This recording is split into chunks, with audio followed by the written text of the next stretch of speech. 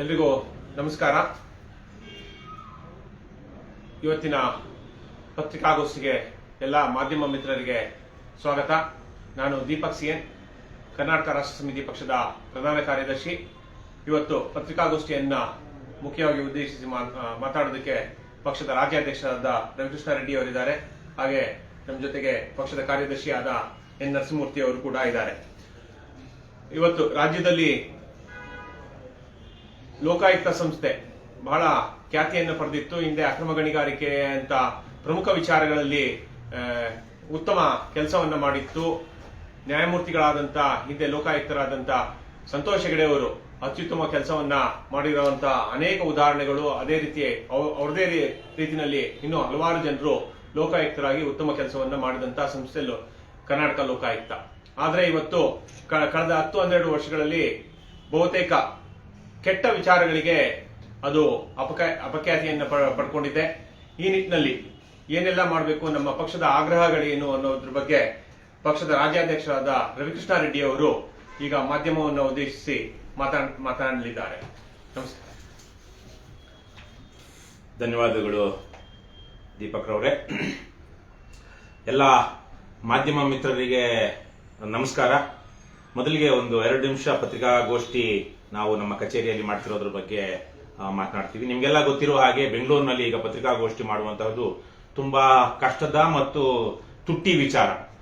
ಬೆಂಗಳೂರಿನಲ್ಲಿ press ಕ್ಲಬ್ನಲ್ಲಿ press meet ಮಾಡಿದ್ರೆ ಬಹುತೇಕವಾಗಿ ಮಾಧ್ಯಮದವರು ಯಾರೂ ಬರ್ತಾ ಇಲ್ಲ.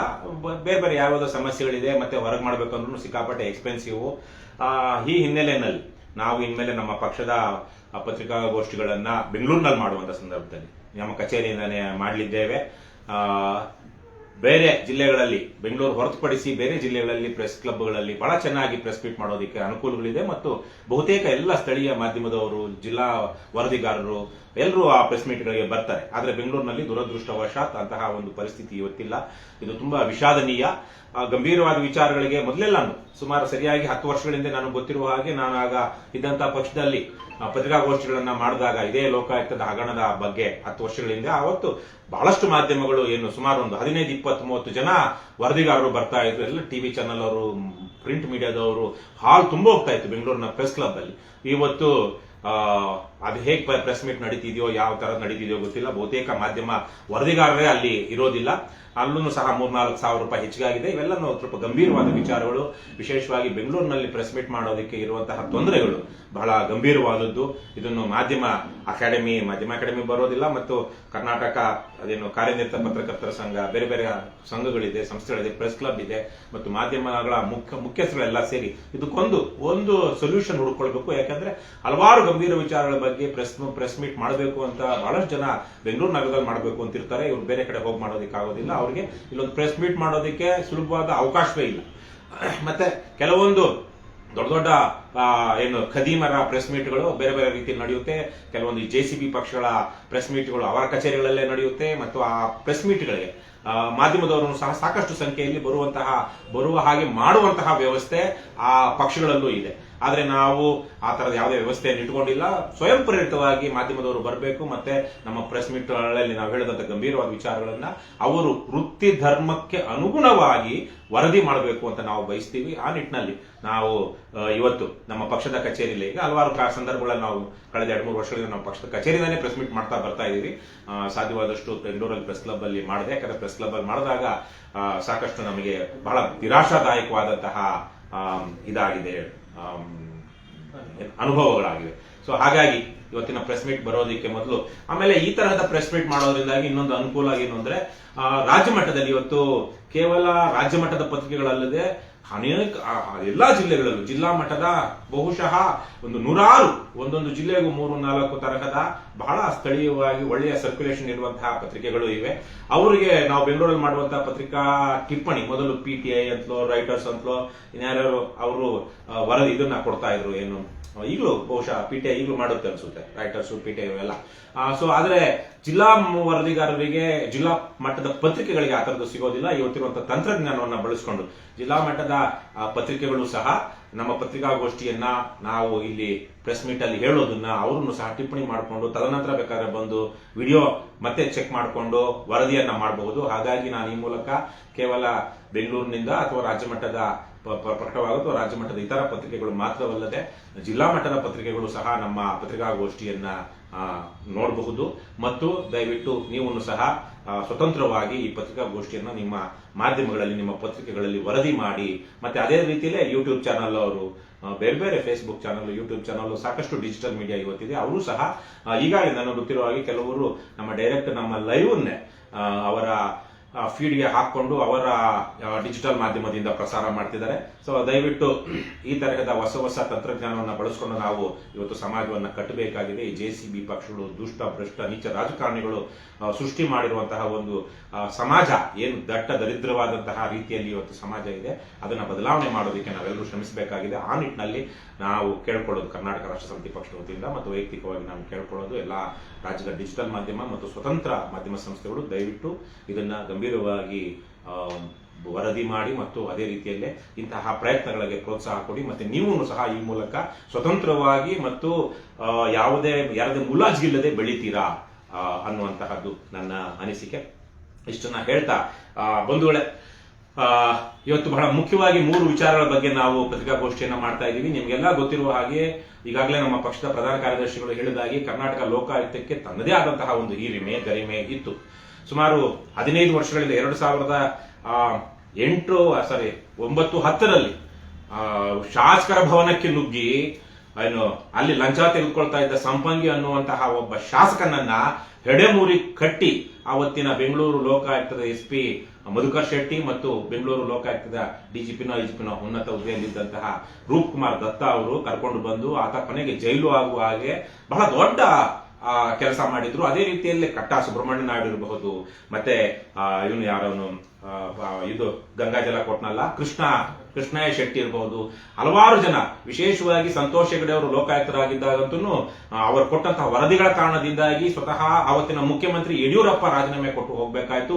ಅವರು ರಾಜೀನಾಮೆ ಕೊಟ್ಟು ಹೋಗೋದಕ್ಕೆ ಮೊದಲು ಸಂತೋಷ್ ಹೆಗಡೆ ಅವರೇ ರಾಜೀನಾಮೆ ಕೊಡ್ತೀನಿ ಅಂತ ಹೋಗಿದ್ದಂತ ಸಂದರ್ಭದಲ್ಲಿ, ಯಾಕಂದ್ರೆ ಅವರ ಮೇಲೆ ವೃಥಾ ಆರೋಪಗಳು ಬಂದಾಗ ಆವತ್ತಿನ ಭಾರತೀಯ ಜನತಾ ಪಕ್ಷದ ಪರಮೋಚ್ಚ ನಾಯಕ ಲಾಲ್ ಕೃಷ್ಣ ಅದ್ವಾನಿ ಅವರೇ ಬೆಂಗಳೂರಿಗೆ ಬಂದು ಸಂತೋಷ್ ಹೆಗಡೆ ಅವರಿಗೆ ಮನವೊಲಿಸಿ ಒಂದು ರೀತಿಯಲ್ಲಿ ನಮ್ಮ ಪಕ್ಷದ ವತಿಯಿಂದ ಕ್ಷಮೆ ಕೇಳಿ ಅವರು ಲೋಕಾಯುಕ್ತದಲ್ಲಿ ಸಂತೋಷ್ ಹೆಗಡೆ ಅವರು ಮುಂದುವರಿಯುವಂತಾಯಿತು. ಹೀಗೆ ಲೋಕಾಯುಕ್ತಕ್ಕೆ ತನ್ನದೇ ಆದಂತಹ ಸಾಕಷ್ಟು ಇಡೀ ದೇಶಕ್ಕೆ ಮಾದರಿಯಾಗಿದ್ದಂತಹ ಸಂಸ್ಥೆ ಲೋಕಾಯುಕ್ತ.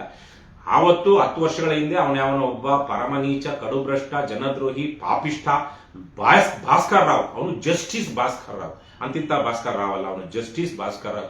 ಅವನು ಬಂದು ತನ್ನ ಮಗನನ್ನ ಜೊತೆಗೆ ಲೋಕಾಯುಕ್ತದಲ್ಲಿ ಅಷ್ಟೊತ್ತಿಗೆ ತಳ ಊರಿದಂತಹ ಅವನು ಸೈಯದ್ ರಿಯಾಜ್ ಅಂತಹ ನೀಚರನ್ನೆಲ್ಲ ಇಟ್ಕೊಂಡು ಒಂದು ದೊಡ್ಡ ಮುಠ, ಏನಂತಾರೆ ಸುಲಿಗೆ, ಎಕ್ಸ್ಟ್ರಾಷನ್ ಮಾಫಿಯಾ ಲೋಕಾಯುಕ್ತ ಸಂಸ್ಥೆಯಿಂದನೇ ನಡೆಸಿದಂತಹ ಪ್ರಕರಣ ಬಯಲು ಬಂದಾಗ ಅವತ್ತು ಮುಖ್ಯಮಂತ್ರಿ ಆಗಿದ್ದವರು ಇವತ್ತು ಮುಖ್ಯಮಂತ್ರಿ ಆಗಿರುವಂತಹ ಸಿದ್ದರಾಮಯ್ಯ ಅವರು ಯಾವ ರೀತಿಯಲ್ಲಿ ಲೋಕಾಯುಕ್ತ ತಮ್ಮ ಪಕ್ಷದ, ತಮ್ಮ ಪಕ್ಷೀಯರ, ಸ್ವಪಕ್ಷೀಯರ, ತಮ್ಮ ಮಂತ್ರಿಮಂಡಲದ ಸಚಿವರ ಅಥವಾ ತಮ್ಮ ಆಪ್ತ ಅಧಿಕಾರಿಗಳ ಮೇಲೆ ಲೋಕಾಯುಕ್ತ ಸ್ವತಂತ್ರವಾಗಿ ತನಿಖೆ ಮಾಡಬಾರದು, ಅದನ್ನ ಮಾಡಬಾರದು ಅನ್ನೋ ಹಾಗೆ ನಾವೇನ್ ಮಾಡಬೇಕು ಅನ್ನೋದನ್ನ ಗಮನದಲ್ಲಿಟ್ಕೊಂಡು ACBಯನ್ನು ರಚನೆ ಮಾಡಿ ಜನದ್ರೋಹಿ, ದೇಶದ್ರೋಹದ ಕೆಲಸ ಸಿದ್ದರಾಮಯ್ಯನವರು ಮಾಡಿದ್ದನ್ನ ನಾವು ನೋಡಿದೀವಿ.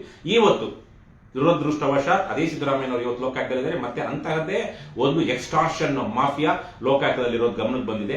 ಇವತ್ತು ಮುಖ್ಯ ಲೋಕಾಯುಕ್ತರಾಗಿ ಯಾರಿದ್ದಾರೆ? ಮುಖ್ಯ ಲೋಕಾಯುಕ್ತರಾಗಿ ಜಸ್ಟಿಸ್ BS ಪಾಟೀಲ್ ಅನ್ನುವರು ಇದ್ದಾರೆ.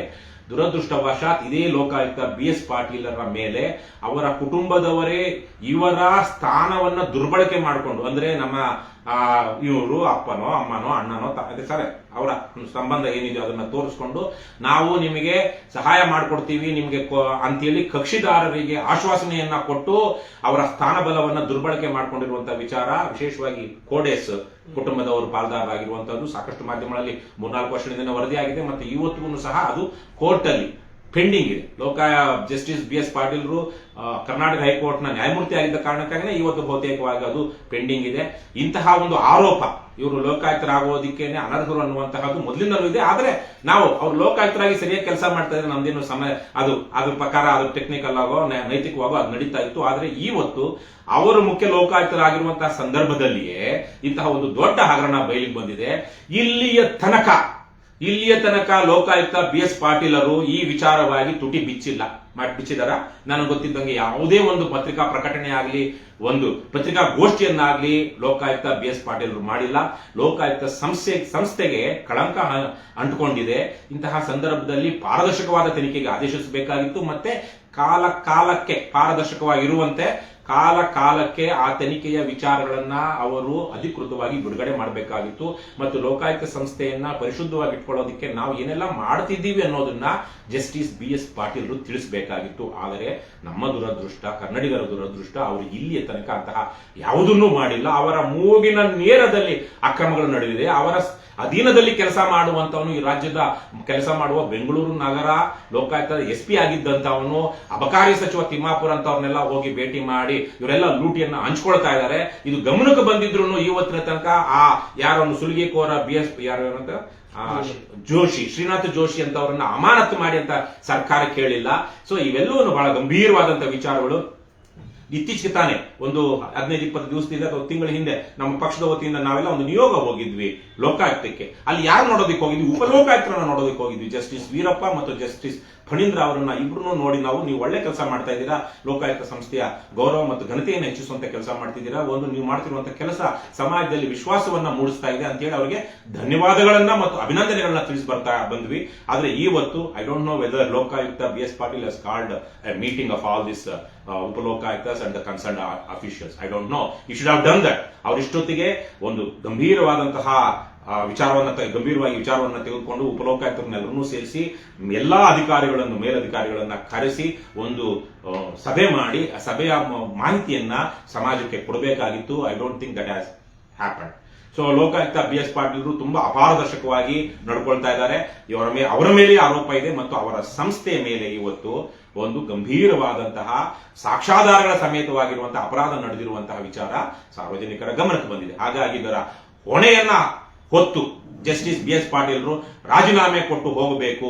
ಅವರಿಗೆ ಕನಿಷ್ಠ ಮಟ್ಟದ ಸೌಜನ್ಯ ಇದ್ದರೆ, ನೈತಿಕತೆ ಇದ್ದರೆ ಅವರು ಇದನ್ನ ಮಾಡಬೇಕು. ಯಾಕೆಂದ್ರೆ ಅವರು ಅಪರಾಧದಲ್ಲಿ ತೊಡಗಿದ್ದಾರೆ ಇಲ್ಲ ಅಂತ ನಾವು ಹೇಳ್ತಾ ಇಲ್ಲ. ಆದರೆ ಒಂದು ಸಂಸ್ಥೆಯ ಮುಖ್ಯಸ್ಥನಾಗಿ ತನ್ನ ಅಧೀನ ಸಂಸ್ಥೆಯಲ್ಲಿ ಈ ಮಟ್ಟಕ್ಕೆ ದುರಾಡಳಿತ, ದುರ್ನಡತೆ, ಅವ್ಯವಹಾರ, ಭ್ರಷ್ಟಾಚಾರ, ಸುಲಿಗೆಕೋರತನ, ಕ್ರಿಮಿನಲ್ ಅಪರಾಧಗಳು ನಡೆದಿರುವಂತಹ ಸಂದರ್ಭದಲ್ಲಿ ಅದರ ನೈತಿಕ ಹೊಣೆ ಹೊತ್ತು ರಾಜೀನಾಮೆ ಕೊಡುವಂತಹದ್ದು ತಮ್ಮ ಕೈ ಮೀರಿದಾಗ ಮಾಡಲೇಬೇಕಾದಂತ ಕೆಲಸ. ರಾಜೀನಾಮೆ ಕೊಡ್ಲಿಲ್ಲ ಅಂದ್ರೆ ಅದನ್ನ ಶುದ್ಧೀಕರಣ ಮಾಡುವಂತ, ಸರ್ಜರಿ ಮಾಡುವಂತ ಕೆಲಸವನ್ನ ಮಾಡಬೇಕು. We are not seeing any of such thing ಎಲ್ಲಿ BS ಪಾಟೀಲ್. ಹಾಗಾಗಿ BS ಪಾಟೀಲ್ರಿಗೆ ಆಡಳಿತದ ಮೇಲೆ, ಲೋಕಾಯುಕ್ತದ ಮೇಲೆ ಹಿಡಿತಾ ಇಲ್ಲ, ಅಥವಾ ಅವರು ಸಹ ಲಾಭ ಮಾಡ್ಕೊಳ್ತಾ ಇದ್ದಾರೆ ಈ ಒಟ್ಟಾರೆ ಪರಿಸ್ಥಿತಿಯನ್ನ ಅನ್ನುವಂತಹದ್ದು ಅನ್ನಿಸ್ತಾ ಇರುವಂತಹ ಸಂದರ್ಭದಲ್ಲಿ ಜಸ್ಟಿಸ್ BS ಪಾಟೀಲರು ರಾಜೀನಾಮೆ ಕೊಡಬೇಕು ಅಂತ ಕರ್ನಾಟಕ ರಾಷ್ಟ್ರ ಸಮಿತಿ ಪಕ್ಷ ಆಗ್ರಹಿಸುತ್ತೆ. ಮೊದಲನೇದಾಗಿ. ಎರಡನೇದಾಗಿ, ಈ ಅಬಕಾರಿ ಸಚಿವ RB ತಿಮ್ಮಾಪುರ ಅನ್ನುವಂತವರು ಇದೇ ಶ್ರೀನಾಥ್ ಜೋಶಿಯೊಂದಿಗೆ ಸಂಪರ್ಕದಲ್ಲಿದ್ರು ಮತ್ತು ಭೇಟಿನೂ ಅವರವರಾಗಿದ್ರು. ಮತ್ತು ಬಹುಶಃ ಅವರು ತಿಮ್ಮಾಪುರ ಜೊತೆಗೆ ತಮ್ಮ ಏನು ಲೂಟಿ ಇದೆ, ಈ ಕಳ್ಳರೆಲ್ಲ ಸೇರಿ ಲೂಟಿ ಮಾಡಿದ್ಮೇಲೆ ಅದನ್ನ ಹಂಚ್ಕೊಳ್ತಾರಲ್ಲ, ಆ ತರ ಹಂಚಿಕೆ ಕಾರ್ಯದಲ್ಲಿ ಅವರೆಲ್ಲ ತೊಡಗಿದ್ರು ಅನ್ನುವಂತಹದ್ದು ಈಗ ಲೋಕಾಯುಕ್ತ ತನಿಖೆಯಿಂದ ಬರ್ತಾ ಇರುವಂತಹ ಕೆಲವೊಂದು ಮೂಲಗಳಿಂದ ಬರ್ತಾ ಇರುವಂತಹ ಮಾಹಿತಿಯಲ್ಲಿ ಸಿಗ್ತಾ ಇದೆ. ತಿಮ್ಮಾಪುರ ಅಷ್ಟೇ ಅಲ್ಲದೆ ಅವರ ಆಪ್ತ ಸಹಾಯಕರು, ಈ ಸರ್ಕಾರದ ಹಲವು ಸಚಿವರುಗಳ ಆಪ್ತ ಸಚಿವರುಗಳು ಸಹ ಬಹುಶಃ ಈ ಯಾವನವನು ನಿಂಗಪ್ಪ ಅನ್ನುವಂತಹ ವಜಾಗೊಂಡಂತಹ ಪೊಲೀಸ್ ಒಬ್ಬ ಮಧ್ಯವರ್ತಿಯಾಗಿ ಮಾಡ್ತಾ ಇದ್ದಿದ್ದು, ಮತ್ತೆ ಶ್ರೀನಾಥ್ ಜೋಶಿ ಈ ತರಹದ ಹಲವಾರು ಜನರ ಜೊತೆ ಸಂಪರ್ಕದಲ್ಲಿದ್ದ ಅಂತ ಮಾಹಿತಿ ಬರ್ತಿರುವಂತಹ ಹಿನ್ನೆಲೆಯಲ್ಲಿ ಬಹಳ ಸ್ಪಷ್ಟವಾಗಿ RB ತಿಮ್ಮಾಪುರ ಇಂತಹ ದಿನಗಳಲ್ಲಿ, ಇಂತಹ ಜಾಗದಲ್ಲಿ ಇಂಥವ್ರನ್ನ ಭೇಟಿ ಮಾಡಿದ್ರು ಅಂತ ಇರುವಂತಹ ಸಂದರ್ಭದಲ್ಲಿ ಈ ಆರೋಪ, ಗಂಭೀರವಾದ ಆರೋಪ, ಭ್ರಷ್ಟಾಚಾರದ ಆರೋಪ, ಅಧಿಕಾರ ದುರುಪಯೋಗದ ಆರೋಪ, ದುರ್ನಡತೆಯ ಆರೋಪ ಬಂದಿರುವಂತಹ ಸಂದರ್ಭದಲ್ಲಿ ಸ್ವಲ್ಪವಾದ್ರೂ ಮಾನ ಮರ್ಯಾದೆ ಇದ್ರೆ, ನೈತಿಕತೆ ಇದ್ರೆ RB ತಿಮ್ಮಾಪುರ ಅವರು ಈ ಕೂಡಲೇ ತಮ್ಮ ಅಬಕಾರಿ ಇಲಾಖೆಯ ಇಂತಹ ದೊಡ್ಡ ಹಗರಣದ ಹೊಣೆ ಹೊತ್ತು ಅವರೂ ಸಹ ರಾಜೀನಾಮೆ ಕೊಡಬೇಕು ಅಂತ ನಾವು KRS ಪಕ್ಷ ಆಗ್ರಹಿಸ್ತೀವಿ. ನಮಗೆ ಗೊತ್ತಿದೆ, ನಾವೇನು ಕೇವಲ ವಾಸ್ತವ ಗೊತ್ತಿಲ್ಲದೆ ಆದರ್ಶದ ಮಾತುಗಳನ್ನು ಆಡುವಂತವರಲ್ಲ. ನಮಗೂ ಗೊತ್ತಿದೆ RB ತಿಮ್ಮಾಪುರ ಬಹುಶಃ 99% ಮಾಡೋದಿಲ್ಲ. ಯಾಕಂದ್ರೆ ಇಡೀ ಮಂತ್ರಿಮಂಡಲವೇ, ಇಡೀ ಕಾಂಗ್ರೆಸ್ ಪಕ್ಷವೇ, ಬಿಜೆಪಿ, ಕಾಂಗ್ರೆಸ್, JDS ಒಬ್ಬರ ಜೊತೆಗೆ ಒಬ್ರು ಪೈಪೋಟಿಯಲ್ಲಿ ಭ್ರಷ್ಟಾಚಾರ ಮಾಡ್ತಿರುವಾಗ ಇದ್ಯಾವ ದೊಡ್ಡ ವಿಚಾರ? ಹಾಗಾಗಿ ಜನರಿಗೆ ಉತ್ತರದಾಯಿತ್ವ ಕೊಡಬೇಕಾದಂತಹ ಸಂದರ್ಭದಲ್ಲಿ ಸಿದ್ದರಾಮಯ್ಯ, ಈ ರಾಜ್ಯದ ಮುಖ್ಯಮಂತ್ರಿ ಸಿದ್ದರಾಮಯ್ಯ, ಆರ್.ಬಿ. ತಿಮ್ಮಾಪುರ ತಮ್ಮ ಸಚಿವ ಸಂಪುಟದ ಅಬಕಾರಿ ಸಚಿವ ಅವರನ್ನ ಈ ಕೂಡಲೇ ವಜಾ ಮಾಡಬೇಕು ಅಂತ ನಾವು ಆಗ್ರಹಿಸ್ತೀವಿ. ಮಾಡೋದು ಬಿಡೋದು ನಿಮ್ಮ ಯೋಗ್ಯತೆ, ನಿಮ್ಮ ಪ್ರಾಮಾಣಿಕತೆ. ಮುಂದಿನ ದಿನಗಳಲ್ಲಿ ನಿಮಗೆ 2-3 ತರಹದ ಶಿಕ್ಷೆಗಳು ಕಾದಿವೆ ಭ್ರಷ್ಟರಿಗೆ, ನೀಚರಿಗೆ. ಒಂದು ಕಾನೂನಾತ್ಮಕವಾಗಿ ಸಿಗುವಂತಹ ಶಿಕ್ಷೆ, ಇನ್ನೊಂದು ಜನತಾ ನ್ಯಾಯಾಲಯದಲ್ಲಿ ನಿಮಗೆ ಕೊಡುವಂತಹ ಶಿಕ್ಷೆ, ಮೂರನೇದಾಗಿ ಪ್ರಕೃತಿ. ನೀವು ಮಾಡಿರುವಂತಹ ಪಾಪಗಳು ನಿಮ್ಮ ಬೆನ್ನಟ್ಟುತ್ತವೆ.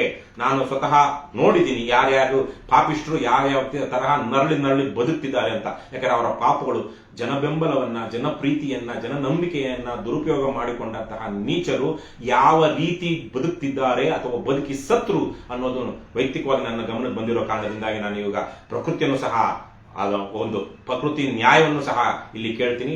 ಆದರೆ ಒಬ್ಬ ಪ್ರಜಾಪ್ರಭುತ್ವದಲ್ಲಿ ಒಬ್ಬ ಏನಂತಾರೆ ಜವಾಬ್ದಾರಿಯುತ ರಾಜಕಾರಣಿಯಾಗಿ ನಾನು ಇವತ್ತು ಕೇಳ್ತಿರುವಂತಹದ್ದು, ಆರ್.ಟಿ. ತಿಮ್ಮಾಪುರ ಅಬಕಾರಿ ಸಚಿವ ರಾಜೀನಾಮೆ ಕೊಡಬೇಕು. ಅವರ ಮೇಲೆ ಅವರ ವಿಚಾರಣೆ ಆಗಬೇಕು. ಇವಾಗೇನು ಲೋಕಾಯುಕ್ತ ಅವರ ಯೋಗ್ಯತೆಗೆ ಇವತ್ತು ಲೋಕಾಯುಕ್ತ ತನಿಖೆ ಮಾಡ್ತಿರೋರು ಇವತ್ತಿಗೂ ಆರ್.ಬಿ. ತಿಮ್ಮಾಪುರ ಅವರಿಗೆ ನೋಟಿಸ್ ಕೊಟ್ಟು ವಿಚಾರಣೆ ಕರೆದಿಲ್ಲ. ಶ್ರೀನಾಥ ಜೋಶಿಯನ್ನ ಕರ್ಕೊಂಡು ಬಂದು ಆತನನ್ನ ವಿಚಾರಣೆಗೆ ಒಳಪಡಿಸೋದಿಕ್ಕೆ ಅವ್ರ ಯೋಗ್ಯತೆ ಇಲ್ಲ. ಅದೇ ರೀತಿಯಲ್ಲೇ ತಮ್ಮ ಇಲಾಖೆಯ ಅಧಿಕಾರಿಗಳ ಜೊತೆಗೆ ಪೊಲೀಸ್ ಇಲಾಖೆ ಇರಬಹುದು ಅಥವಾ ಅಬಕಾರಿ ಲೋಕಾಯುಕ್ತದಲ್ಲಿರುವಂತಹ ಪೊಲೀಸರು ಇರಬಹುದು, ಅವ್ರು ಯಾವ ರೀತಿಯಲ್ಲಿ ಪ್ರಾಮಾಣಿಕವಾಗಿ ದಕ್ಷತೆಯಿಂದ ಏನು ನಿಷ್ಪಕ್ಷಪಾತವಾಗಿ ತನಿಖೆ ಮಾಡೋದಕ್ಕೆ ಸಾಧ್ಯನೇ ಇಲ್ಲ. ಹಾಗಾಗಿ ಆರ್.ಬಿ. ತಿಮ್ಮಾಪುರ ಅವರನ್ನ ಈ ಕೂಡಲೇ ವಜಾ ಮಾಡಬೇಕು ಅಂತ ನಾವು ಕಾಂಗ್ರೆಸ್ ಪಕ್ಷವನ್ನ, ಏನು ಸಂವಿಧಾನ ಹಿಡ್ಕೊಂಡು ಓಡಾಡುವಂತ ರಾಹುಲ್ ಗಾಂಧಿಯನ್ನು ಸೇರಿದಂತೆ, ಏನ್ರಿ ಸ್ವಾಮಿ ನಿಮ್ಮ ಸಂವಿಧಾನ? ಕರ್ನಾಟಕದಲ್ಲಿ ಎಂತಹ ದುರ್ನಾಡತೆ, ದುರಾಡಳಿತ, ಭ್ರಷ್ಟಾಚಾರ ಇದೆ ಅಂತ ನಿಮ್ಗೆ ಗೊತ್ತಿದೆಯಾ? ಸೊ ದಯವಿಟ್ಟು ನಿಮ್ಗೇನಾದ್ರೂ ಸ್ವಲ್ಪ ಮಟ್ಟದ ನಾಚಿಕೆ ಏನಾದ್ರೂ ಇದ್ರೆ ದಯವಿಟ್ಟು ಈ ಕೂಡಲೇ ಸಿದ್ದರಾಮಯ್ಯನವ್ರ ಜೊತೆ ಮಾತನಾಡಿ ಆರ್.ಬಿ. ತಿಮ್ಮಾಪುರ ಅವ್ರನ್ನ ವಜಾ ಮಾಡಿ. ಇಲ್ಲ ಅಂದ್ರೆ ಮುಂದಿನ ದಿನಗಳಲ್ಲಿ ಬೇರೆ ರೀತಿಯ ಶಿಕ್ಷೆ ನಿಮಗೆ, ನೀವು ಮಾಡಿರುವಂತಹ ತಪ್ಪುಗಳಿಂದ ಬಚಾವಾಗೋದಿಕ್ಕೆ ಸಾಧ್ಯ ಇಲ್ಲ. ಈಗಾಗಲೇ ಹೇಳಿದಾಗೆ, ಮೂರನೇದಾಗಿ ಇಡೀ ಪ್ರಕರಣ ಲೋಕಾಯುಕ್ತದಲ್ಲಿದ್ದಂತಹ ಸುಲಿಗೆಕೋರರ ತಂಡವನ್ನ ಹಾಲಿ ಲೋಕಾಯುಕ್ತದಲ್ಲಿರೋರೇ ತನಿಖೆ ಮಾಡ್ತಾ ಇದ್ದಾರೆ. ಅವರು ಸಹ ಈ ಸುಲಿಗೆಯಲ್ಲಿ ಭಾಗಿದಾರರಾಗಿಲ್ಲ ಅಂತ ಏನು ಸಾಕ್ಷಿ, ಏನು ಆಧಾರ ಅಥವಾ ಯಾವ ನಂಬಿಕೆ? ನಮಗೆ ಬಂದಿರುವಂತಹ ಮಾಹಿತಿ ಪ್ರಕಾರ ಇವತ್ತು ಲೋಕಾಯುಕ್ತದಲ್ಲಿರುವಂತಹ ದೊಡ್ಡವರಿಂದ ಹಿಡಿದು ದೊಡ್ಡ ಮನುಷ್ಯರಿಂದ ಹಿಡಿದು ಸರ್ಕಾರದಲ್ಲಿರುವಂತಹ ಹಲವು ಕದೀಮ ಸಚಿವರುಗಳು, ಮುಖ್ಯಮಂತ್ರಿ ಸಚಿವಾಲಯದ ಅಧಿಕಾರಿಗಳು ಸೇರಿದಂತೆ ಎಲ್ಲರೂ ಇಡೀ ಹಗರಣವನ್ನ ಸಾಧ್ಯವಾದಷ್ಟು ಮುಚ್ಚಿ ಹಾಕುವಂತ ಷಡ್ಯಂತ್ರ ಮಾಡ್ತಿದ್ದಾರೆ. ಪೊಲೀಸರೇ ಮತ್ತು ಲೋಕಾಯುಕ್ತ ಪೊಲೀಸರೇ ತಮ್ಮ ಸಹೋದ್ಯೋಗಿಗಳ ಬಗ್ಗೆ ಯಾವ ರೀತಿ ತನಿಖೆ ಮಾಡ್ತಾರೆ? ಮತ್ತೆ ಇವರಿಗೆ ನಿಜಕ್ಕೂ ಇವತ್ತು ಕಳೆದ 7-10 ವರ್ಷಗಳಲ್ಲಿ ನಮಗೆ ನೋಡಿರುವ ಹಾಗೆ ಯಾವ ಮಂತ್ರಿಗೆ ಇವರು ನೋಟಿಸ್ ಕೊಟ್ಟು ಹೈಕೋರ್ಟ್ ಚೀಮಾರಿ ಹಾಕಿಲ್ಲದಂತ ಪ್ರಕರಣ ಬಿಟ್ಟು, ಇತ್ತೀಚೆಗೆ ಸಿದ್ದರಾಮಯ್ಯ ಸಹ ರಾಜ್ಯದ ಮುಖ್ಯಮಂತ್ರಿ ಆಗಿದ್ದಂತವರು ಸಹ ಲೋಕಾಯುಕ್ತಕ್ಕೆ ಹೋಗಿ ಅಲ್ವಾ ದೀಪಕ್ ಮೈಸೂರಲ್ಲಿ ಹೇಳಿಕೆ ಕೊಟ್ಟು ಬಂದು ಅವಮಾನಕಾರಿಯಾದಂತಹ ವಿಚಾರ. ಅಪರೂಪಕ್ಕೆ ಅದು ಏನು ಕೋರ್ಟ್ ಉಗಿದಿದ್ದಕ್ಕೆ ಲೋಕಾಯುಕ್ತರನ್ನ. ಸೊ ಹಾಗಾಗಿ ಇಡೀ ಲೋಕಾಯುಕ್ತ ಸಂಸ್ಥೆ ಭ್ರಷ್ಟವಾಗಿದೆ. ಲೋಕಾಯುಕ್ತದಲ್ಲಿ ವಿಚಾರ ಅದು ಹೇಗೇಗೋ ಅವರಲ್ಲೇನೆ ಬಹುಶಃ ಪಾಲುದಾರಿಕೆ ಮಾಡ್ಕೊಳ್ಳೋದಕ್ಕೂ ಅಥವಾ ನನ್ನ ಮೇಲೆ ಯಾವನೋ ತಿಂದು ಆಡ್ತಾ ಕೋತಿ ತಿಂದು ಮೇಕೆ ಬಾಯಿ ಒರೆಸ್ದು ಅನ್ನೋ ಹಾಗೆ ಅವನು ತಿಂತಾ ಇರೋದು ನನ್ನ ಮೇಲೆ ಬಂದು ನಾನೆಲ್ಲೋ ಹೋಗ್ತೀನಿ ಅಂತ ಹೇಳಿ ಈಗೇನೋ ಭಯಭೀತರಾಗಿ ಲೋಕಾಯುಕ್ತ ಪೊಲೀಸರು ಕೆಲವೊಂದು ತನಿಖೆ ಮಾಡ್ತಿದ್ದಾರೆ ಹೊರತು, ಇಲ್ಲ ಅಂದಿದ್ರೆ ಗೊತ್ತಿರೋದೇ ಇವ್ರಿಗೇನು ಗೊತ್ತಿಲ್ಲದಂತಹ ಆ ಮೂಢರು ಮುಗ್ಧರು ಅಲ್ಲ ಲೋಕಾಯುಕ್ತದಲ್ಲಿ ಕೆಲಸ ಮಾಡ್ತಿರುವಂತಹ IPS ಆಫೀಸರ್ಗಳು. ಹಾಗಾಗಿ ಲೋಕಾಯುಕ್ತ ಸಂಸ್ಥೆಯಲ್ಲಿ ಈಗ ಇಂಟರ್ನಲ್ ಏನು ತನಿಖೆ ನಡೀತಾ ಇದೆ, ಈ ತನಿಖೆ ಇಲ್ಲಿ ತನಕ ಯಾವ ಮಾಹಿತಿಯೂ ಬಂದಿಲ್ಲ. ಇವರು ಚಾರ್ಜ್ ಶೀಟ್ ಹಾಕೋದಿಲ್ಲ ಮತ್ತು ಏನು ಸರಿಯಾಗಿ ತನಿಖೆ ಆಗ್ತಾ ಇದ್ರೆ ಪ್ರಜಾಪ್ರಭುತ್ವದಲ್ಲಿ ಆಗಾಗ ಬಂದು ತನಿಖೆ ಹಂತದಲ್ಲಿನೂ ಮಾಹಿತಿಗಳನ್ನ ಕೊಡಬೇಕು. ಪತ್ರಿಕಾಗೋಷ್ಠಿಯನ್ನು ಇತ್ತೀಚೆಗೆ ನಾನು ನೋಡಿದ ಹಾಗೆ ಬಿ ದಯಾನಂದ ಅವರು ಬೆಂಗಳೂರಿನ ಆಯುಕ್ತರಾಗಿದ್ದಂತ ಪೊಲೀಸ್ ಕಮಿಷನರ್ ಆಗಿದ್ದಂತವರು ಹಲವು ವಿಚಾರಗಳ ಬಗ್ಗೆ ಒಂದು ದಿವಸ ನಾವು 2 ದಿವಸಕ್ಕೊಂದ್ಸಲ ಬಂದು ಮಾಹಿತಿ ಕೊಡ್ತಾ ಇದ್ರು, ಅವರೇ ಪತ್ರಿಕಾಗೋಷ್ಠಿ ಮಾಡ್ತಾ ಇದ್ರು. ಆ ತರಹದ ಪಾರದರ್ಶಕತೆ ಮತ್ತು ಜವಾಬ್ದಾರಿಯುತ ನಡವಳಿಕೆ ನಾನು ಇತ್ತೀಚಿನ ವರ್ಷಗಳಲ್ಲಿ ಯಾವ ಅಧಿಕಾರಿಗಳಿಂದಲೂ ನೋಡಿಲ್ಲ. ಹಾಗಾಗಿ ಲೋಕಾಯುಕ್ತದಿಂದ ಎಲ್ಲ ಗುಪ್ತವಾಗಿ ಅವರಿಗೆ ಕಾಂಟ್ಯಾಕ್ಟ್ಸ್ ಇರುವಂತಹ ಲೀಕ್ಡ್ ಸೋರ್ಸಸ್ ಅಷ್ಟೇ, ಕಾಂಟ್ಯಾಕ್ಟ್ಸ್ ಇರುವಂತಹ ಜರ್ನಲಿಸ್ಟ್ಗಳಿಗೆ ಅಷ್ಟೋ ಇಷ್ಟೋ ಮಾಹಿತಿ ಕೊಡ್ತಾರೆ ಹೊರತು ಪಾರದರ್ಶಕವಾಗಿ ಒಂದು ಪ್ರೆಸ್ ರಿಲೀಸ್ ಮಾಡಿದ್ದಾಗಲಿ, ಪತ್ರಿಕಾಗೋಷ್ಠಿ ಮಾಡಿ ಪತ್ರಕರ್ತರಿಂದ ಉಪಪ್ರಶ್ನೆಗಳನ್ನ ತೆಗೆದುಕೊಂಡು ಫಾಲೋ ಪ್ರಶ್ನೆಗಳಿಗೆ ಉತ್ತರಿಸಿ ಮಾಹಿತಿಯನ್ನು ಕೊಟ್ಟಿರುವಂತಹ ಉದಾಹರಣೆಗಳೇ ಇಲ್ಲ. ಹಾಗಾಗಿ ಇಡೀ ಹಗರಣವನ್ನ ಮುಚ್ಚಾಕೋದಿಕ್ಕೆ ಲೋಕಾಯುಕ್ತದಲ್ಲಿರುವಂತಹ ದೊಡ್ಡ ಮನುಷ್ಯರೆಲ್ಲ ಸೇರ್ಕೊಂಡು, ಸರ್ಕಾರದಲ್ಲಿರುವಂತಹ ಖದೀಮ ಮಂತ್ರಿಗಳು, ನೀಚ ಅಧಿಕಾರಿಗಳೆಲ್ಲ ಸೇರ್ಕೊಂಡು ಇವತ್ತು ಪ್ರಯತ್ನ ನಡೆಸ್ತಾ ಇದ್ದಾರೆ ಅನ್ನುವಂತಹ ಒಂದು ಗಂಭೀರವಾದಂತಹ ವಿಚಾರ ನಮ್ಮ ಗಮನಕ್ಕೆ ಬಂದಿದೆ. ನಾನು ಇದನ್ನು ಆರೋಪ ಮಾಡ್ತಾ ಇಲ್ಲ, ನಿಜಕ್ಕೂ ಇದು ನಡೀತಾ ಇದೆ ಅನ್ನುವಂತಹ ಮಾಹಿತಿ ನಮಗೆ ಲೋಕಾಯುಕ್ತದ ಒಳಗಡೆಯಿಂದನೇ ನಮಗೆ ಬಂದಿದೆ. ನೀವು ಇದನ್ನ ಮಾತಾಡಿ ಅಂತ ಕೇಳಿದ ಕಾರಣಕ್ಕಾಗಿ ನಾನು ಸ್ವಲ್ಪ ಧೈರ್ಯವಾಗಿ ವಿಚಾರವಾಗಿ ಅಂತ್ಯಕಂತ್ಯಗಳನ್ನ ಬಿಟ್ಟು ನೇರವಾಗಿ ಹೇಳ್ತಾ ಇದ್ದೀನಿ. ಇಡೀ ಷಡ್ಯಂತ್ರವನ್ನ, ಇಡೀ ಹಗರಣವನ್ನ ವೀಕನ್ ಮಾಡಿ, ಪೊಲೀಸ್ ಕೇಸನ್ನ ವೀಕನ್ ಮಾಡಿ, ಸಾಕ್ಷ್ಯಾಧಾರಗಳನ್ನ ನಾಶ ಮಾಡಿ, ಇಡೀ ಹಗರಣವನ್ನ ಮುಚ್ಚ ಹಾಕೋದಿಕ್ಕೆ ದೊಡ್ಡ ದೊಡ್ಡ ಮನುಷ್ಯರೆಲ್ಲ ಈಗಾಗಲೇ ಸಾಕಷ್ಟು ಪ್ರಯತ್ನ ಪಟ್ಟಿದ್ದಾರೆ. ಇದಕ್ಕೆ ಒಂದು ಉದಾಹರಣೆ ಏನು ಅಂದ್ರೆ, ನಿಂಗಪ್ಪ ಅರೆಸ್ಟ್ ಆಗ್ತಾನೆ, ಶ್ರೀನಾಥ್ ಜೋಶಿ ತಪ್ಪಿಸ್ಕೊಳ್ತಾನೆ. ನಿಂಗಪ್ಪ ಮತ್ತು ಶ್ರೀನಾಥ್ ಜೋಶಿಗೆ ಈ ರಾಜ್ಯದ ಬಹಳ ದೊಡ್ಡ ದೊಡ್ಡ ವಕೀಲರು ಕ್ಷಣ ಮಾತ್ರದಲ್ಲಿ ಸಿಗ್ತಾರೆ, ಹೈಕೋರ್ಟ್ಗೆ ಹೋಗ್ತಾರೆ. ಹೈಕೋರ್ಟ್ ಇಂದ ನಿಂಗಪ್ಪನಿಗೆ ಬೇಲ್ ಸಿಗುತ್ತೆ. ಶ್ರೀನಾಥ್ ಜೋಶಿ ಮೇಲೆ ಏನು ಬಲವಂತರ ಕ್ರಮ ಜರುಗಿಸಬಾರದು ಅಂತ ಆದೇಶ, ನೋಟಿಸ್ ವಜಾ ಆಗುತ್ತೆ. ಅವನು ಶ್ರೀನಾಥ್ ಜೋಶಿಗೆ ಸಿಕ್ಕಿರುವಂತಹ ನೋಟಿಸು ವಜಾ ಆಗುತ್ತೆ. ಇದು ನೋಡಿ ಹೇಗ್ ಬಂತು ಅವ್ರಿಗೆ ಆ ಶಕ್ತಿ, ಶ್ರೀನಾಥ್ ಜೋಶಿಗೆ ಆಗಲಿ, ಅದಕ್ಕಿಂತ ಮುಖ್ಯವಾಗಿ ಆಫ್ಟರ್ ಆಲ್ ಒಬ್ಬ ವಜಾಗೊಂಡಿದ್ದಂತಹ ಖದೀಮ, ನೀಚ, ಭ್ರಷ್ಟ, ಕ್ರಿಮಿನಲ್ ನಿಂಗಪ್ಪನಿಗೆ ಆಗಲಿ, ನಿಂಗಪ್ಪನಿಗೂ ಅಲ್ಲ, ನಿಂಗಪ್ಪ ಆಲ್ರೆಡಿ ಪೊಲೀಸ್ ಕಸ್ಟಡಿಯಲ್ಲಿ ಇರ್ತಾನೆ, ಲೋಕಾಯುಕ್ತ ಕಸ್ಟಡಿಯಲ್ಲಿ ಇರ್ತಾನೆ. ಅವನ ಹೆಂಡತಿಗೆ, ಬಹುಶಃ ಅನಾಥರಾಗಿರುವಂತಹ ಆ ಹೆಣ್ಣು ಮಗಳಿಗೆ ಹೇಗೆ ಅಂತಹ ದೊಡ್ಡ ದೊಡ್ಡ ವಕೀಲರು ಸಿಗ್ತಾರೆ, ಅದು ಹೇಗೆ ಅವರೆಲ್ಲ ಹೈಕೋರ್ಟ್ ಮುಂದೆ ಅಷ್ಟು ಬೇಗ ಹೋಗ್ತಾರೆ, ಅದು ಹೇಗೆ ಅಷ್ಟು ಬೇಗ ಬೇಲ್ ಸಿಗುತ್ತೆ, ಇವೆಲ್ಲ ಚರ್ಚೆ ಆಗಬೇಕು. ಇದು ನಾನು ಈ ಒಂದು ಸಂದರ್ಭದಲ್ಲಿ ಲೋಕಾಯುಕ್ತನಾಗಿದ್ದಂತಹ ಜಸ್ಟಿಸ್ ಭಾಸ್ಕರ್ ರಾವ್ ಪ್ರಕರಣ 2017ರಲ್ಲಿನೇ ಚಾರ್ಜ್ ಶೀಟ್ ಆಗಿದೆ. ಇಲ್ಲಿ ತನಕ ಯಾವುದೂ ಆಗಿಲ್ಲ. ಅವನು ಸಾಯೋ ತನಕ ಆ ಪ್ರಕರಣ ಮುಂದುವರಿಯಲ್ಲ. ಯಾಕೆಂದ್ರೆ ಬ್ರದರ್ ಜಡ್ಜ್ಗಳ ಕಾರಣಕ್ಕಾಗಿ, ತಮ್ಮ ಕರ್ನಾಟಕ ಹೈಕೋರ್ಟ್ನ ಜಡ್ಜ್ ಆಗಿದ್ದಂತ ಕಾರಣಕ್ಕಾಗಿ ಅವನ ಮೇಲೆ ಇರುವಂತಹ ಪ್ರಕರಣವನ್ನು ಮುಂದುವರಿಸದಂತೆ ಕರ್ನಾಟಕ ನ್ಯಾಯಾಂಗ ತೀರ್ಮಾನ ಮಾಡಿದೆ. ಇದು ದುರದೃಷ್ಟ ಪ್ರಸಂಗ. ಯಾರಾದ್ರೂ ಇದ್ರ ಮೇಲೆ PIL ಹೋಗ್ಬೇಕು, ಇಲ್ಲಿಂದ ಸುಪ್ರೀಂ ಕೋರ್ಟ್ ಹೋಗ್ಬೇಕು. ಆದ್ರೆ ಇವೆಲ್ಲವನ್ನು ಮಾಡುವಂತ ಜವಾಬ್ದಾರಿಯನ್ನ ನಾವು ಸದನದಲ್ಲಿ ಮಾತನಾಡುವಂತಹ ಇಮ್ಯುನಿಟಿ ಕೊಟ್ಟು ಮಾತನಾಡುವಂತಹ ಅಧಿಕಾರವನ್ನ ಶಾಸಕರಿಗೆ ಕೊಟ್ಟಿದ್ದೀವಿ. ಯಾವ ಶಾಸಕ ಮಾಡ್ತಾ ಇದ್ದಾನೆ, ಯಾವ ವಿರೋಧ ಪಕ್ಷ ಇವತ್ತು ಈ ವಿಚಾರವಾಗಿ ಹೋರಾಟ ಮಾಡ್ತಾ ಇದೆ? ಕಾಂಗ್ರೆಸ್ ಪಕ್ಷದ ದುರಾಡಳಿತದ ಭ್ರಷ್ಟಾಚಾರದ ವಿರುದ್ಧ ಬಿಜೆಪಿ ಮತ್ತು JDS ಎರಡು ವಿರೋಧ ಪಕ್ಷಗಳು ಏನು ಎಲೆಕ್ಟೆಡ್ ಮೆಂಬರ್ಸ್ ಇರುವಂತದ್ದು, ಅವ್ರೇನ್ ಮಾಡ್ತಾ ಇದ್ದಾರೆ? ಸೊ ಇವ್ರು ಯಾರಿಗೂ ಇದು ಬೇಕಾಗಿಲ್ಲ. ಭ್ರಷ್ಟಾಚಾರದ ಈ ಪ್ರಕರಣ ಇಲ್ಲಿಗೆ ಮುಚ್ಚೋಗ್ಬೇಕು ಅನ್ನುವಂತಹ ಒಂದು ಇದು ಅವರೆಲ್ಲರ ಮನಸ್ಸಲ್ಲಿ ಇರೋದ್ರಿಂದಾಗಿ ಎಲ್ಲರನ್ನು ಕಳ್ರೆ. ಈ ಶ್ರೀನಾಥ್ ಜೋಶಿಗೆ ಉತ್ತರ ಕರ್ನಾಟಕದ ಬಹಳ ಪ್ರಭಾವಶಾಲಿಯಾದಂತಹ ಬಿಜೆಪಿ ನಾಯಕನೊಬ್ಬನ ಬೆಂಬಲ ಇದೆ. ಇವನು ಶ್ರೀನಾಥ್ ಜೋಶಿ ಅನ್ನುವಂತವನು ಧಾರವಾಡ ಸುತ್ತಮುತ್ತ ಅವನಲ್ಲಿ ಏನು ಅಧಿಕಾರ ಸರ್ವಿಸ್ ಅಲ್ಲಿ ಇದ್ದಾಗ ಏನೆಲ್ಲ ಅವ್ಯವಹಾರಗಳನ್ನ ಮಾಡಿದ್ರು. ಇತ್ತೀಚೆಗೆ ನಾನು ಧಾರವಾಡದ ಒಬ್ಬ ಪತ್ರಕರ್ತ ಮಿತ್ರರು ಇದ್ದಂತಹ ಒಂದು ಟಿವಿ ಪ್ಯಾನೆಲ್ ಅಲ್ಲಿ ಕೇಳಿದೆ. ಅವ್ರು ಹೇಳ್ತಾ ಇದ್ರು, ಈ ಶ್ರೀನಾಥ್ ಜೋಶಿ ಏನು ಧಾರವಾಡದ ಸುತ್ತಮುತ್ತ ಮಾಡಿರುವಂತಹ ಹಗರಣಗಳು, ಅಕ್ರಮಗಳು ಲೋಕಾಯುಕ್ತ ಸಂಸ್ಥೆಗೆ ಗೊತ್ತಿರ್ಲಿಲ್ವಾ? ಇಂತಹ ಒಂದು ಕಳಂಕಿತ ವ್ಯಕ್ತಿಯನ್ನ ಲೋಕಾಯುಕ್ತ ಸಂಸ್ಥೆಗೆ ಕರೆಸ್ಕೊಳ್ಳೋದಕ್ಕೆ ಮೊದಲು ಲೋಕಾಯುಕ್ತರು ಯೋಚನೆ ಮಾಡಬಾರದಿತ್ತು ಲೋಕಾಯುಕ್ತ ಸಂಸ್ಥೆ ಅಂತ ನೇರವಾಗಿ ಲೈವ್ ಅಲ್ಲಿ ಧಾರವಾಡದ ಒಬ್ಬ ಹಿರಿಯ ಪತ್ರಕರ್ತರು ಹೇಳುದು. ಸೊ ಹಾಗಾಗಿ ಇವೆಲ್ಲ ಬಿಜೆಪಿ, ಕಾಂಗ್ರೆಸ್, JDS ಎಲ್ಲರ ಕೃಪಾ ಕಟಾಕ್ಷದಲ್ಲಿ ಇವತ್ತು ಲೋಕಾಯುಕ್ತದಲ್ಲಿ ಭ್ರಷ್ಟಾಚಾರ ನಡೀತಾ ಇದೆ. ನಾವು ಏನಾದ್ರೂ ಲೋಕಾಯುಕ್ತಕ್ಕೆ ಇವತ್ತು ದೂರ ತಗೊಂಡು ಹೋದ್ರೆ ಕೊಡ್ಲೇಬೇಕು, ಅಲ್ಲಿಗೆ ತಗೊಂಡು ಹೋಗ್ಬೇಕು. ಯಾಕಂದ್ರೆ ಇರುವಂತದ್ದು ನಮಗೆ ಅದರ ಜೊತೆ ಎಷ್ಟೇ ಭಿನ್ನಾಭಿಪ್ರಾಯ ಇದ್ರು ನಾವು ಆ ಕೆಲಸ ಮಾಡಬೇಕಾಗುತ್ತೆ. ಆದ್ರೂ ಒಂದು ಅಳುಕು ಗಿರಾಕಿ ಹುಡುಕ್ ಕೊಟ್ಟಾಗೆ ಇವರಿಗೆ ಹೋಗಿ ಕೊಟ್ರಿ ಅಂತ ಎಲ್ಲೆಲ್ಲಿ ರೇಡ್ ಆಗ್ತಾ ಇತ್ತು ಅನ್ನೋದನ್ನ, ಆ ರೇಡ್ ಆಗುವಂತ ವ್ಯಕ್ತಿಗಳಿಗೆ ಇವನು ನಿಂಗಪ್ಪ ಸ್ವತಃ ಮಾಹಿತಿಯನ್ನ ಪಡ್ಕೊಂಡು ಲೋಕಾಯುಕ್ತ ಅಧಿಕಾರಿಗಳಿಂದ ಅವರಿಗೆ ತಲುಪಿಸ್ತಾ ಇದ್ದ ಅಂತ ಅವನು ವಿಚಾರಣಾ ಸಂದರ್ಭದಲ್ಲಿ ಹೇಳಿದ್ದಾನೆ ಅಂತ ಮಾಹಿತಿ ಬಂದಿದೆ. ಇನ್ಯಾವ ತರಹದ ಹಾಗಾಗಿ BS ಪಾಟೀಲ್ ಇನ್ಕ್ಲೂಡಿಂಗ್ ನಾನು ಈ ಸಂದರ್ಭದಲ್ಲಿ ಉಪಲೋಕಾಯುಕ್ತರಾದ ವೀರಪ್ಪ ಮತ್ತು ಫಣೀಂದ್ರ ಇಬ್ಬರಲ್ಲೂ, ಜಸ್ಟಿಸ್ ವೀರಪ್ಪ, ಜಸ್ಟಿಸ್ ಫಣೀಂದ್ರ ಅವರನ್ನ ಕೇಳ್ಕೊಳ್ತೀನಿ, please demand an immediate meeting with Lokayukta and also with other senior officers of Lokayukta. Immediate ಆಗಿ ಕರೀರಿ. ಮತ್ತೆ also demand the government to suspend, to send this Shrinath Joshi ಸೇರಿದಂತೆ ಯಾರೆಲ್ಲ ಇನ್ನೊಬ್ಬ SP ಇದ್ದಾನೆ ಅಂತ ಹೇಳ್ತಾ ಇದ್ದಾರೆ ಈ ಹಗರಣದಲ್ಲಿ. ಹಾಗಾಗಿ ಇವರೆಲ್ಲರನ್ನು ask them to send them at least pending the inquiry, ask them to send them on leave or suspend. ದಯವಿಟ್ಟು ಪ್ಲೀಸ್ ಇಷ್ಟನ್ನಾದ್ರೂ ಮಾಡಿ ಅಂತ ನಾನು ಕೇಳ್ಕೊಳ್ತೀನಿ. ಹಾಗಾಗಿ ಇವತ್ತು ಈ ಪ್ರಕರಣ ಪೂರ್ತಿ ಮುಚ್ಚಾಕುವಂತಹ ರೀತಿ ನಡೀತಿರೋದ್ರಿಂದ ರಾಜ್ಯ ಸರ್ಕಾರನೇ ಮನವಿ ಮಾಡಬೇಕು, ಇಲ್ಲ ಯಾರಾದ್ರೂ PIL ಹೋಗ್ಬೇಕು, ನಾವು ನೋಡ್ತೀವಿ. ಆದ್ರೆ ರಾಜ್ಯ ಸರ್ಕಾರ ನಿಜಕ್ಕೂ ಅದಕ್ಕೆ ಮಾನ ಮರ್ಯಾದೆ ಇದ್ರೆ, ಭ್ರಷ್ಟಾಚಾರ ಇರುವ ಆಡಳಿತ ಇಲ್ಲ. ಅದು ನಾವು ಕೇಳಬೇಕು, ಕೇಳ್ತಾ ಇದ್ದೀವಿ. ನಿಜಕ್ಕೂ ಇದು ವಿಷಾದದ ಸಂಗತಿ. ನಂಬಿಕೆ ಇಲ್ಲದೇನೆ ನಾವು ಕೇಳಬೇಕಾಗಿರುವಂತಹ ಪರಿಸ್ಥಿತಿ. ಗೊತ್ತು ನಮ್ಗೆ ಇದಾಗಲ್ಲ ಅಂತ, ಆದ್ರೆ ಜನಾಭಿಪ್ರಾಯ, ಜನಾಕ್ರೋಶವನ್ನ ಏನು ರೂಪಿಸುವಂತಹ ಕೆಲಸವನ್ನ ಕರ್ನಾಟಕ ರಾಷ್ಟ್ರ ಸಮಿತಿ ಪಕ್ಷ ಮುಂದುವರಿಯುತ್ತೆ. ಆ ಹಿನ್ನೆಲೆಯಲ್ಲಿ ನಮ್ಮ ಬೇಡಿಕೆಯನ್ನು ಹೇಳ್ತಾ ಇದ್ದೀವಿ.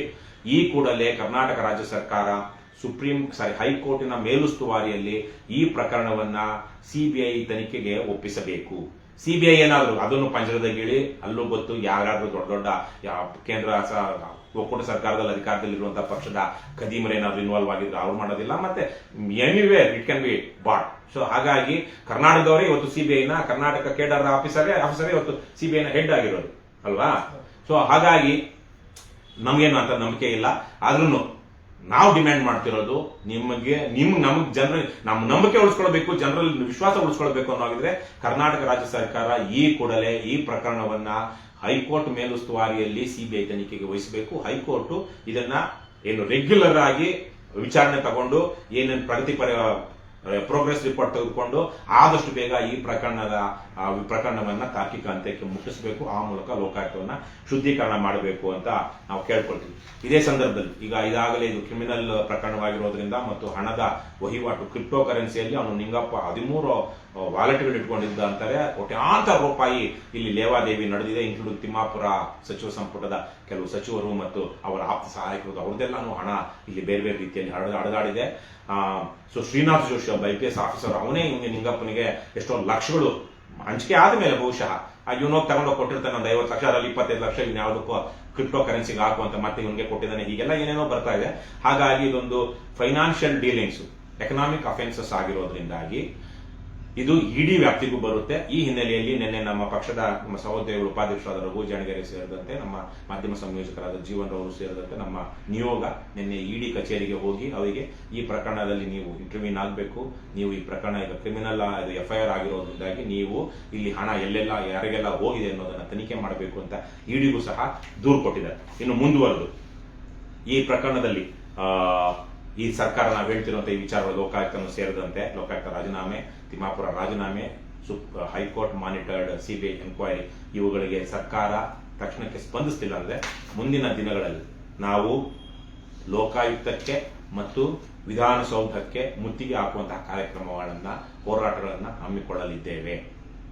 ಇದು ಯಾರಪ್ಪಂದೋ ಅರಮನೆ ಅಲ್ಲ, ಇದು ವಿಧಾನಸೌಧದ ಸುತ್ತಮುತ್ತ ಜನ ಸೇರಬಾರದು, ಹೋರಾಟಕ್ಕೆ ಜನ ಸೇರಬಾರದು. ಆದ್ರೆ JCB ಅಲ್ಲ, ಅದು RCB ಒಬ್ಬ ಹೆಣ್ಮಗಳು JCB ಅದೇ ಆ ತರದ ವಿಕ್ಟರಿ ಪೆರೇಡ್ಸ್ಗೆ ಮುಖ್ಯಮಂತ್ರಿ ತನ್ನ ಮೊಮ್ಮಗನಿಗೆ ಇನ್ಯಾವನೋ ಮಂತ್ರಿ ಅವನ ಮಗನಿಗೆ, ಇನ್ಯಾವನೋ ಮಂತ್ರಿ ಅವನ ಹೆಂಡತಿ ಮಕ್ಕಳಿಗೆ, ಇವರಿಗೆಲ್ಲ ಏನು ಶೋ ಆಫ್ ಮಾಡ್ಕೊಳ್ಳೋದಿಕ್ಕೆ ಇವರ ತೆವಲುಗಳಿಗೆ ಲಕ್ಷಾಂತರ ಜನರನ್ನ ವಿಧಾನಸೌಧದ ಮುಂದೆ ಸೇರಿಸಬಹುದು. ಆದರೆ ಹೋರಾಟಕ್ಕೆ ಯಾವ್ದಾದ್ರು ಒಂದು ಪ್ರಕರಣದಲ್ಲಿ ಧರಣಿ ಪ್ರತಿಭಟನೆಗೆ ಅಂತ ವಿಧಾನಸೌಧಕ್ಕೆ ಮಾತ್ರ ವಿಧಾನಸೌಧ 1.5 ಕಿಲೋಮೀಟರ್ 2 ಕಿಲೋಮೀಟರ್ ಸುತ್ತಮುತ್ತ ಎಲ್ಲೂ ಅವಕಾಶ ಇಲ್ಲ. ಇದೆಂತಹ ನಾಚಿಕೆಗೇಡು, ಜನದ್ರೋಹಿ, ಜನವಿರೋಧಿ, ಅಪ್ರಜಾಸತ್ತಾತ್ಮಕ ವ್ಯವಸ್ಥೆ ಅನ್ನೋದು ನಿಮ್ಮ ಗಮನದಲ್ಲಿ ಇರಲಿ. ಹಾಗಾಗಿ ನಾವು ಇದನ್ನ ವಿರೋಧಿಸಿ ಲೋಕಾಯುಕ್ತ BS ಪಾಟೀಲ್ ಇಲ್ಲ ಅವರು ತಕ್ಷಣಕ್ಕೆ ಅವರು ಪ್ರೆಸ್ ಮೀಟ್ ಮಾಡಬೇಕು, ಏನ್ ನಡೆದಿದೆ ಲೋಕಾಯುಕ್ತದಲ್ಲಿ ಅನ್ನೋದನ್ನ ಜನರ ಮುಂದೆ ಇಡಬೇಕು. ಆಮೇಲೆ ಅವ್ರಿಗೆ ಸರಿ ಮಾಡಕ್ಕಾಗಿಲ್ಲ ಅನಿಸಿದ್ರೆ ಅವ್ರ ವೈಯಕ್ತಿಕವಾಗಿ ನಮ್ಮ ಡಿಮ್ಯಾಂಡ್ ಅವ್ರು ಈ ಕೂಡಲೇ ರಾಜೀನಾಮೆ ಕೊಟ್ಟು ಹೋಗ್ಬೇಕು. ಆದ್ರೆ ಅವರು ಅದಕ್ಕಿಂತ ಮೊದಲು ನನ್ನ ಕೈಯಲ್ಲಿ ಆಗಿಲ್ಲ, ನನ್ನಿಂದನೇ ತಪ್ಪಾಗಿದೆ ಅಂತ ನೈತಿಕ ಹೊಣೆ ಹೊತ್ತು ರಾಜೀನಾಮೆ ಕೊಡುವುದಕ್ಕೆ ಮೊದಲು ಅವ್ರು ಮಾಡುವಂತ ಕೆಲಸಗಳು ಇದೆ. ಅದನ್ನ ಮಾಡಾದ್ರೂ ಜನರಿಗೆ ತೋರಿಸಬೇಕು.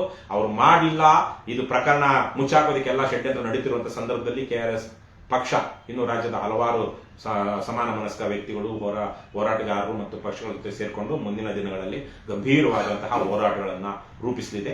ಈ ಹಿನ್ನೆಲೆಯಲ್ಲಿ ನಾವು ಈಗ ಸರ್ಕಾರಕ್ಕೆ ಎಚ್ಚರಿಕೆ ಕೊಡ್ತಾ ಇದ್ದೀವಿ. ವಿಧಾನಸೌಧ ನಿಮ್ಮಪ್ಪಂದಲ್ಲ, ಯಾವನಪ್ಪಂದು ಅಲ್ಲ, ಅದು ಜನರದ್ದು. ಹಾಗೇನೆ ಲೋಕಾಯುಕ್ತನೂ ಅಷ್ಟೇ.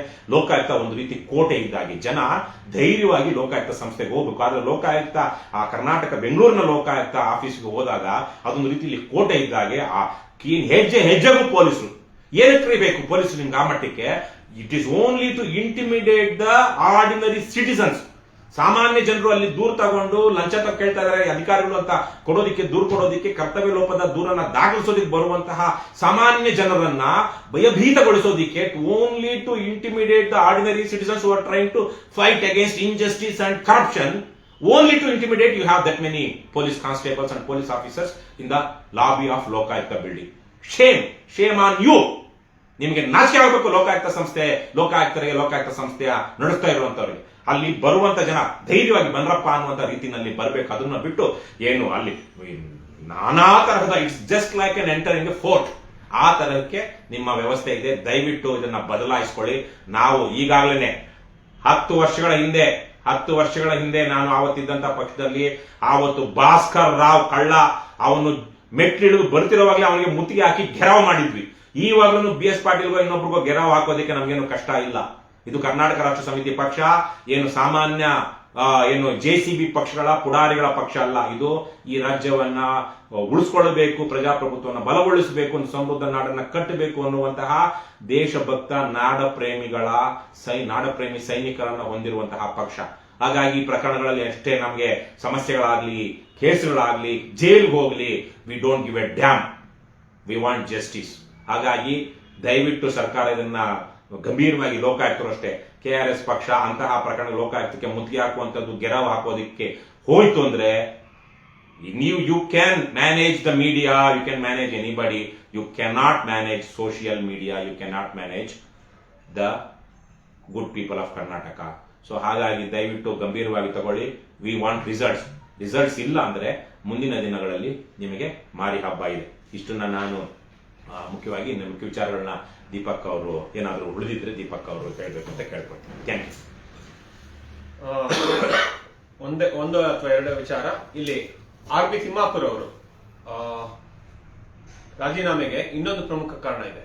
ಈ ಲೋಕಾಯುಕ್ತ ಅಕ್ರಮ ವಸೂಲಿಬಾಜಿ ಏನ್ ನಡೆದಿದೆ, ಎಕ್ಸ್ಟಾರ್ಷನ್, ಇದರಲ್ಲಿ ಬಹುತೇಕ ಗುರಿಯಾಗಿರುವಂತವರು ಅಬಕಾರಿ ಇಲಾಖೆಯ ಅಧಿಕಾರಿಗಳು. 50-100 ಅಧಿಕಾರಿಗಳು, ಕೇವಲ ಒಬ್ರಲ್ಲ ಇಬ್ರಲ್ಲ, 50-100 ಅಧಿಕಾರಿಗಳಿಂದ ಈ ಏನು ಅಕ್ರಮ ಕೂಟ ಇದೆ, ಶ್ರೀನಾಥ್ ಜೋಶಿ ಆಗಿರ್ಬೋದು, ಮತ್ತೆ ನಿಂಗಪ್ಪ ಸಾವಂತ್, ಇವರು ವಸೂಲಿ ಮಾಡ್ತಿದ್ದಾರೆ ಅಂದ್ರೆ ಅಲ್ಲಿ ಯಾವ ಮಟ್ಟಕ್ಕೆ ಅಲ್ಲಿ ಅಕ್ರಮಗಳು, ಅವ್ಯವಹಾರಗಳು, ಭ್ರಷ್ಟಾಚಾರ ನಡೀತಿದೆ ಅಂತ ಅಂದ್ಬಿಟ್ಟು ಊಹಿಸಬಹುದು. ಇಷ್ಟು ಸಾಕ್ಷಿ ಸಾಕು. ಅಲ್ಲಿ ಹಣವನ್ನ ಅಕ್ರಮವಾಗಿ ಸಂಪಾದನೆ ಮಾಡಿ ಇಲ್ಲಿ ಕೊಡ್ತಿದ್ದಾರೆ. ಅವರು ಅಕ್ರಮವಾಗಿ ಸಂಪಾದನೆ ಮಾಡ್ತಿರೋದಕ್ಕೆ ತಾನೇ ಇವರು ಅಲ್ಲಿ ಒಂದು ರ್ಯಾನ್ಸಮ್ ಹಣವನ್ನ ಕೊಡುವಂತದ್ದು ಆಗೋದು. ಇಲ್ಲದೆ ಇದ್ರೆ ಏನು ಕೊಡ್ತಾರೆ ಅವರು? ಆದ್ರಿಂದ ಅಲ್ಲಿ ಆ ಒಂದು ಖಾತೆಯನ್ನ ನಿರ್ವಹಿಸೋದ್ರಲ್ಲಿ RB ತಿಮ್ಮಾಪುರ್ ಅವರು ಸಂಪೂರ್ಣವಾಗಿ ವಿಫಲರಾಗಿದ್ದಾರೆ. ಎಲ್ಲರೂ, ಬಹುತೇಕ ಎಲ್ಲಾ ಮಂತ್ರಿಗಳು ವಿಫಲರಾಗಿದ್ದಾರೆ. ಅದರಲ್ಲಿ ಇಲ್ಲಿ ಸಾಕ್ಷಿ ಸಮೇತ ಸಿಕ್ಬಿದ್ದಿದ್ದಾರೆ. ಇದಕ್ಕಿಂತ ಸಾಕ್ಷಿಗಳು ನಾವು ಇನ್ನೂ ಕೇಳಬೇಕಾಗಿಲ್ಲ, ಜನರಿಗೆ ತೋರಿಸುವಂತ ಅಗತ್ಯನೇ ಇಲ್ಲ. ಇದು ಒಂದು ನೈತಿಕ ಹೊಣೆಯನ್ನು ಒತ್ತಿ ಅವರು ರಾಜೀನಾಮೆ ಈಗಾಗಲೇ ಕೊಡಬೇಕಿತ್ತು. ಇಷ್ಟೆಲ್ಲ ಆದ್ರೂ ಅವರು ಮುಂದುವರಿತಿದ್ದಾರೆ ಅಂತ ಅಂದ್ರೆ ಅದು ನಾಚಿಕೆಗೇಡಿನ ವಿಚಾರ. ಸಿದ್ದರಾಮಯ್ಯ ಅವರು ಅವ್ರನ್ನ ಕೂಡಲೇ ವಜಾ ಮಾಡಬೇಕು.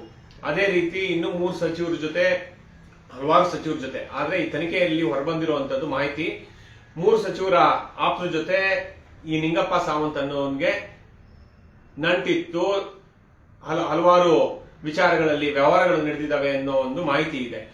ಅದ್ರ ಮಾಹಿತಿ ಏನು ಮುಖ್ಯಮಂತ್ರಿಗಳಿಗೆ ನಾವು ಕೊಡಬೇಕಾಗಿಲ್ಲ, ಅಥವಾ ತನಿಖಾ ವರದಿ ಮೂಲಕ ಅವ್ರಿಗೆ ಬೇಕಾಗಿಲ್ಲ, ಅವ್ರಿಗೆ ಸಿಗುತ್ತೆ. ಅದನ್ನ ತೆಗೆದುಕೊಂಡು ಅಥವಾ ಆ ಮಾಹಿತಿಯ ಆಧಾರದ ಮೇಲೆ ಆ ಸಚಿವರನ್ನು ಕೂಡ ವಜಾ ಮಾಡಬೇಕು. ಇದು ಮಾಡದೇ ಇದ್ರೆ ಮುಂದಿನ ದಿನಗಳಲ್ಲಿ, ಈಗಾಗಲೇ ಅನೇಕ ಬಾರಿ ನಾವು ಹೇಳಿದೀವಿ, ಈ ಸರ್ಕಾರ ಬರೀ ಗ್ಯಾರಂಟಿಗಳ ಸುತ್ತ ಗಿರಿಕಿ ಹೊಡಿತಾ ಇದೆ. ಇದನ್ನ ಬಿಟ್ಟು ಬೇರೆ ಏನು ಮಾಡ್ತಾ ಇಲ್ಲ. ನೀವು ದಕ್ಷವಾಗಿ ಆಡಳಿತ ನಡೆಸಿದ್ರೆ ನಾವು ಗ್ಯಾರಂಟಿ ವಿರೋಧಿಗಳಲ್ಲ, ಆದ್ರೆ ನೀವು ಗ್ಯಾರಂಟಿಯನ್ನ ಕೊಡಬೇಕು, ಮುಂದುವರಿಸಬೇಕು ಅಂತ ಅಂದ್ರೆ ಸಂಪನ್ಮೂಲಗಳು ಬೇಕಾಗಿದೆ. ಆ ಸಂಪನ್ಮೂಲಗಳನ್ನ ಕ್ರೋಢೀಕರಿಸಲಿಕ್ಕೆ ಭ್ರಷ್ಟಾಚಾರವನ್ನು ತಡೆಗಟ್ಟಬೇಕು, ದಕ್ಷ ಆಡಳಿತವನ್ನು ನೀಡಬೇಕು. ಅದು ನಿಮ್ಮಿಂದ ಸಾಧ್ಯ ಆಗ್ತಾ ಇಲ್ಲ.